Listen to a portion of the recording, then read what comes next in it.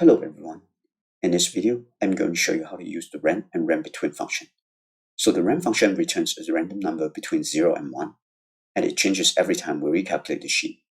Usually we use the rand function when we are trying to come up with some random percentage. And the randbetween function returns a random number between the two values that we choose. So let's look at some example. Here's the list of the players, and here are the tasks. So for the first task, fill in percent of minutes played in a game by each player with random percent in column B. So in this case, we can just simply use the rand function. So we do equal rand, enter, drag it down. Now we get all the percent of minutes played in a game by each player. And as you can see, every time I recalculate this sheet, the percent of minute played in a game change. That's because the rand function change every time we recalculate the sheet. So for the second task, fill in how many games played by each player in a season. So the minimum is 0, the maximum is 82 in column C. So in this case, we want to use the randbetween function because there are two numbers that we want to choose from. So we do equal randbetween.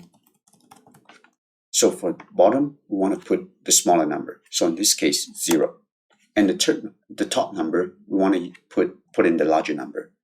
In this case, 82. Press enter, drag it down. Now we have all the game played by each player in the season. And every time I press F9 to recalculate the sheet, the numbers also change. That's because that's what the random function do. So the third task, calculate how many minutes each player played all season in column D.